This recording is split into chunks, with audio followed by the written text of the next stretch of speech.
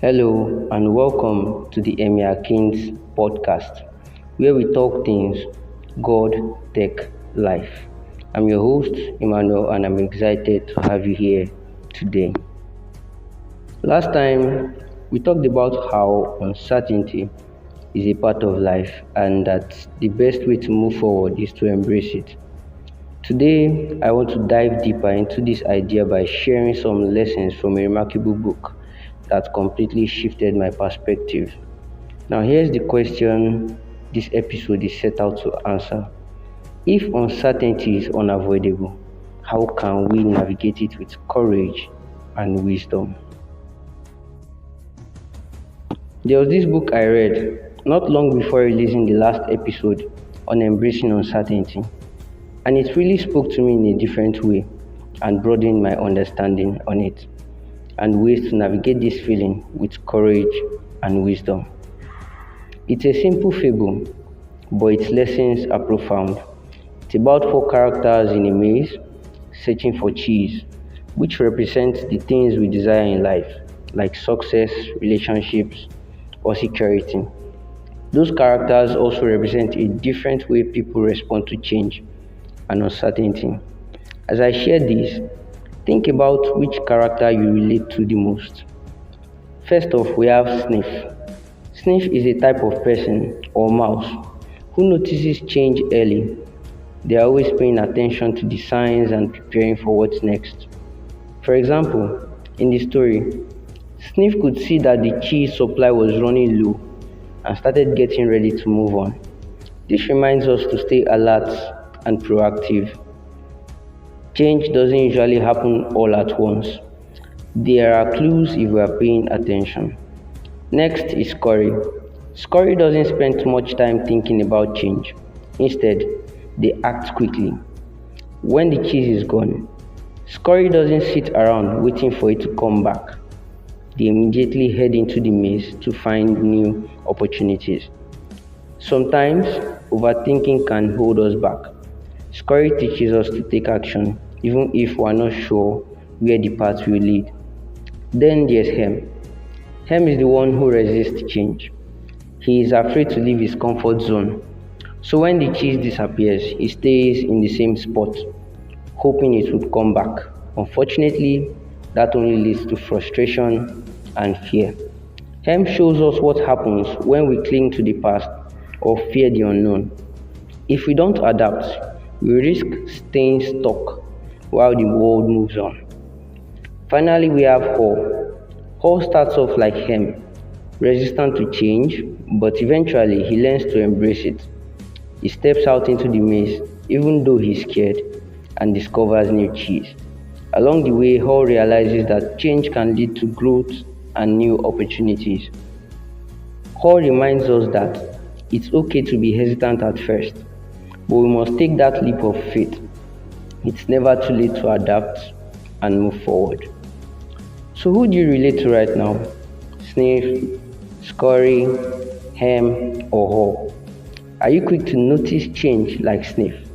Ready to act like Scurry? Resistant like Hem? Or learning to adapt like Haw?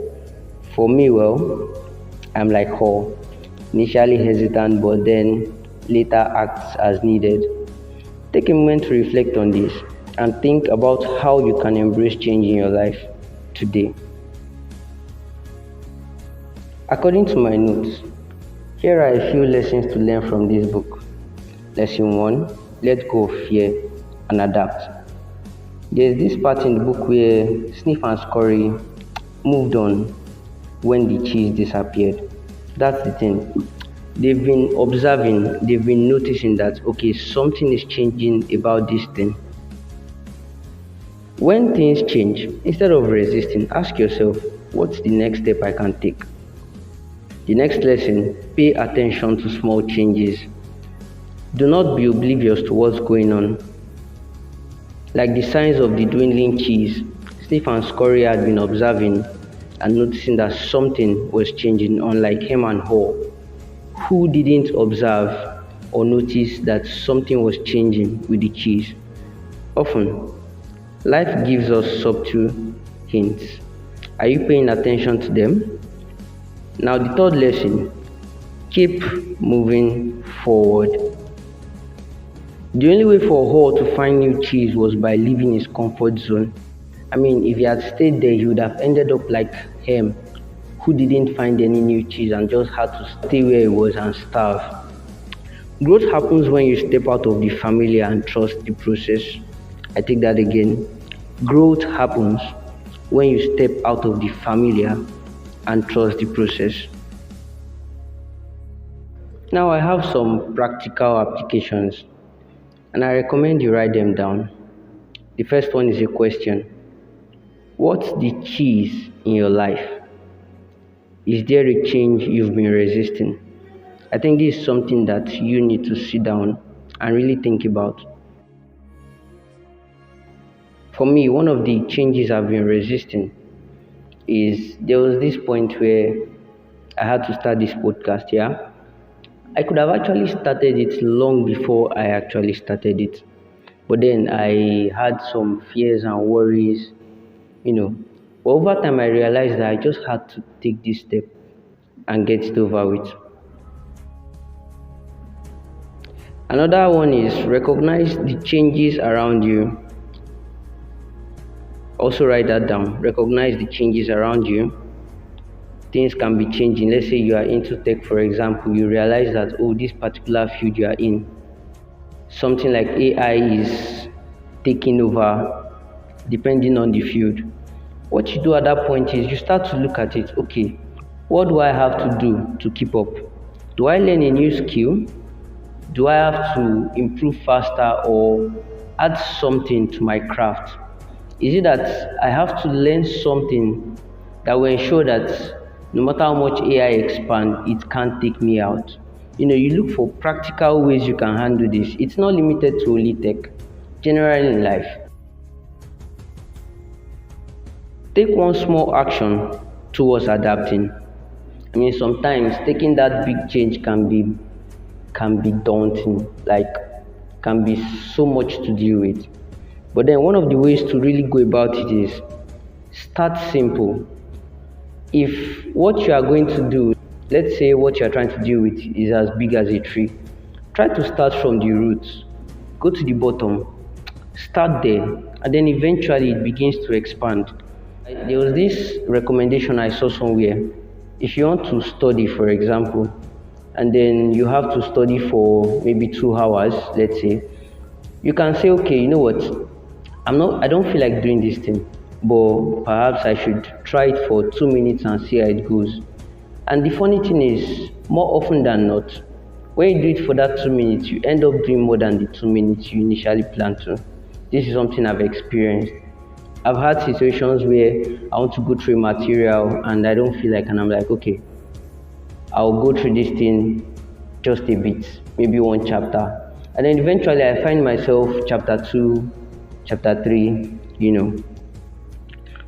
Another one is focus on the possibilities ahead, not the losses behind.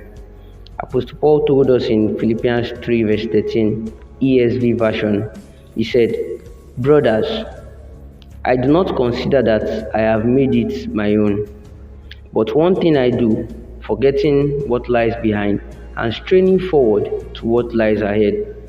You may have lost a lot before or gained a lot before, but then whatever you've gained or lost should not be the reason why you shouldn't move forward. There is always more. Uncertainty may feel overwhelming, but as this story teaches us, we don't have to stay stuck. By letting go of fear and embracing change, we open ourselves up to new opportunities. I highly recommend reading the book Who Moved My Cheese by Dr. Spencer Johnson.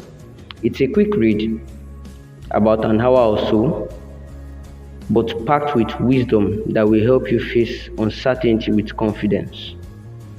Thank you so much for listening, and I can't wait to release future episodes. I'm really excited.